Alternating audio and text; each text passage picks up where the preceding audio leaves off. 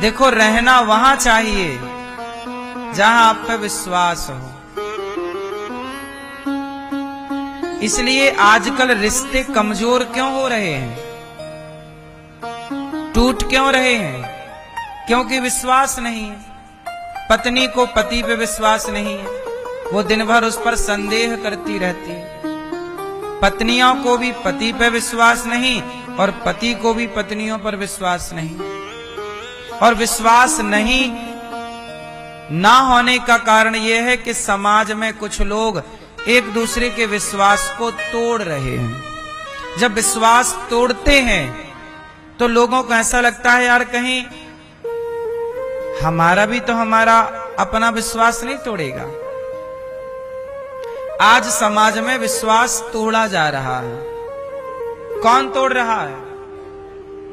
आज बेटियां विश्वास तोड़ देती हैं, बेटे विश्वास तोड़ देते हैं। माँ बाप पढ़ा के लिखा के योग्य बनाते हैं, लड़की को किसी आदमी से लड़के से प्यार हो जाता है, माँ बाप समझा समझा के परेशान होते हैं, पर लड़की एक बात नहीं सुनती अपने माँ बाप की।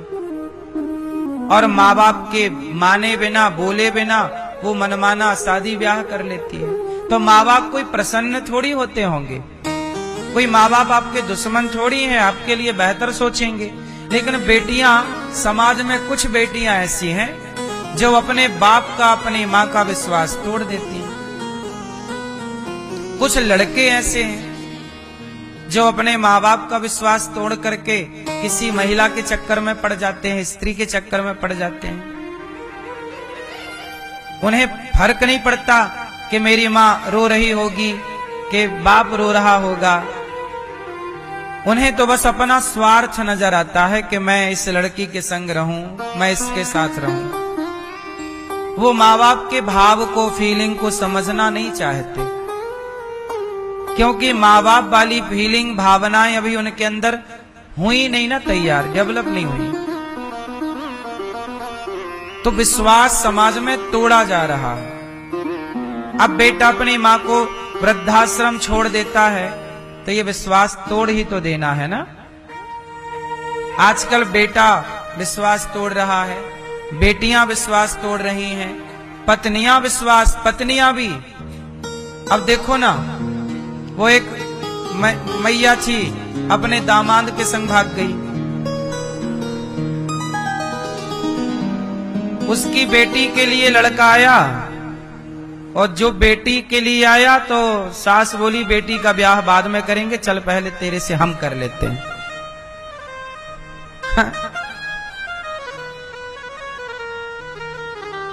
अब क्या हुआ? वो बेटी क्या कह रही होगी कि मेरी माँ ने मेरा विश्वास तोड़ दिया, मेरे होने वाले प्रेमी ने मेरा विश्वास तोड़ दिया। बोलो हाँ, उसका पति रो रहा होगा सिर पकड़ के कि मेरे होने वाले दामाद ने मेरा विश्वास तोड़ दिया। रिश्ता क्या कह रहा था? रिश्ता कह रहा था कि दामाद बेटा है और सास माँ है। क्या रिश्ता तो यही कहता है ना। दामाद कौन होता है? बेटा। सास कौन होती है? माँ। लेकिन वहां पर क्या हुआ? सास दामाद के संग भाग गई।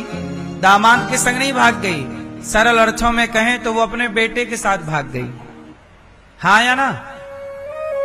बोलो हाँ कि ना? क्या हुआ? वो तो भाग गई। इससे क्या हुआ कि रिश्तों से विश्वास उठना शुरू हो गया। रिश्तों से विश्वास उठना शुरू हो गया। एक साधु गलत काम करता है ना, तो आप लोगों का सारे साधु समाज से, सारे साधु संतों से विश्वास उठ जाता है। एक गलती करता है और विश्वास सबसे खत्म हो जाता है। इसलिए विश्वास बनाना, विश्वास जमाने में सालों लग जाते हैं और विश्वास को बिगाड़ने में 5 मिनट लगता है। बात सही है? इसलिए कहता हूं कि सीता मां उस प्रजा के साथ रहना ही नहीं चाहती जिस प्रजा को सीता माता पर भरोसा ना हो, और सच कहता हूं वहां नहीं रहना चाहिए जहां आप पर भरोसा ना हो। इसलिए अपने जीवन में ऐसा काम करो कि आप पर सबको भरोसा हो। कुछ ऐसा ना कर लेना कि आप से दुनिया का भरोसा उठ जाए। भरोसा उठे उससे पहले आप ही उठ जाओ, पर भरोसा ना उठने पावे। क्यों? ऐसी पत्नी बनो कि पति का आपसे भरोसा ना उठे, ऐसे पति बनो कि पत्नी का आपसे भरोसा ना उठे, ऐसे बेटे बनो कि माँ बाप का आपसे भरोसा ना उठे, ऐसे माँ बाप बनो कि बेटों का आपसे भरोसा ना उठे। क्योंकि कुछ माँ बाप भी गलतियां करते हैं जिन माँ बाप से बच्चों का भरोसा उठ जाता है। पता है आपको? माँ बाप भी ऐसा काम करते हैं कुछ कि अब जैसे वो बेटी, उसकी माँ भाग गई तो उसका अपनी माँ से भरोसा उठ गया कि नहीं? वो तो सबको यही कहेगी यार कि माँ तो ऐसी होती है। उसकी सगी अपनी माँ ने जब अपनी बेटी के साथ दगा कर लिया, बेटी के हक को खा गई, तो भरोसा तो उठ ही गया ना। इसलिए आप लोगों से मेरी विनती है कि चाहे आप पुत्र हो या पुत्री, पति हो या पत्नी, आप किसी भी अभिनय रोल काल में हो, पर विश्वास उठने मत दीजिएगा, विश्वास बनाए रखिएगा। ठीक है? माता सीता ने निर्णय ले लिया कि मैं ऐसी प्रजा के बीच में रहना नहीं चाहती। इसलिए सीता मां ने पहले परीक्षा नहीं दी, आखिरी में दी। कि अच्छा, पहले परीक्षा देती तो सीता मां को जाना पड़ता, वो रहने नहीं चाहती थी, वो चली जाती तो गर्भवती थी, लवकुश भी चले जाते। यदि पहले परीक्षा दे देती तो लवकुश भी साथ में खत्म हो जाते। लेकिन लवकुश राम की प्रॉपर्टी है तो लवकुश को लौटाना पड़ा। जब तक लवकुश नहीं पैदा हो जाते, उनको संस्कार नहीं दे देती, मां का कर्तव्य पूरा नहीं कर। जब पूरे कर्तव्य हो गए तब सीता मां ने अलविदा कह दिया, चलो। बाद में वही प्रजा जो लांछन लगाई, चरणों में गिर गिर के माफी मांग रही, हमें क्षमा माता, गलती हो गई, हमने गलत आरोप लगा दिया, पर माता क्षमा कर दो। पर ऐसे थोड़ी होता है कि पहले आप आरोप लगा दो और बाद में आप सॉरी कह दो। इसलिए कहता हूं कि अपने शब्दों को जरा संभालो, ऐसा किसी पर आरोप ना लगाओ कि बाद में आपको सॉरी की जरूरत पड़े। सॉरी बोलना चाहिए, बात सही है, गलतियां हो गई तो क्षमा मांग लेना अच्छी बात है, लेकिन गलतियां कैसे आप कर रहे हैं ये भी तो देखो। कुछ गलतियां क्षमा की जाती हैं, कुछ गलतियां क्षमा नहीं की जाती। बात सही है कि गलत है? कुछ गलतियां क्षमा के योग्य हैं, कुछ गलतियां क्षमा के योग्य नहीं।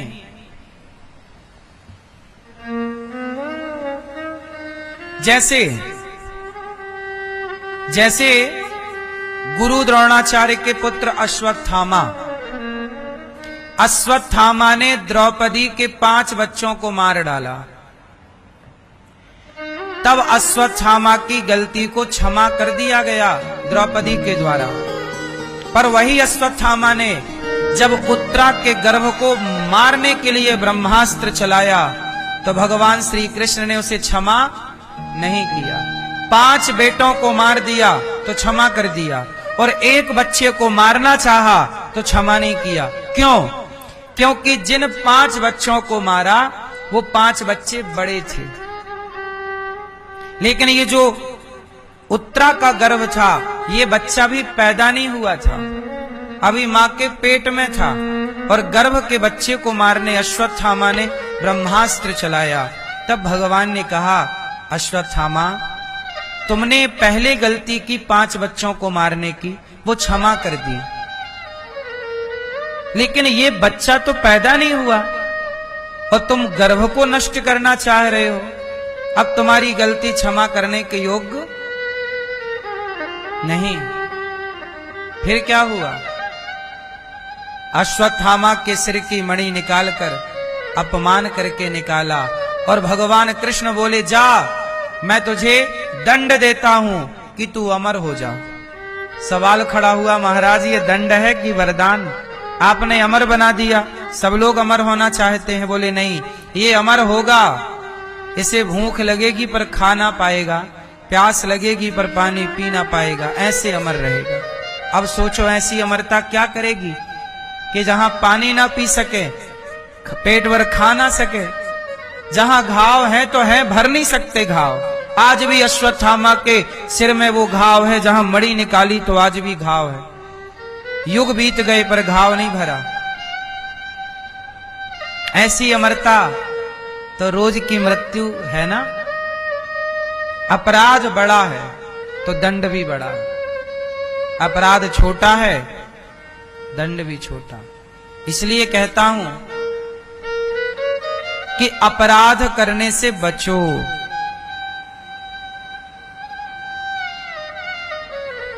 जो व्यक्ति अपराध करता है, पाप करता है, जैसा करता है उसे यही भोगना पड़ता है। नरक स्वर्ग तो है बाद का विषय है, वहां तो जाओगे ही, पर यहां और भोगना पड़ता है। इसलिए गलतियां करने से बचो, विश्वास पर खरे उतरो।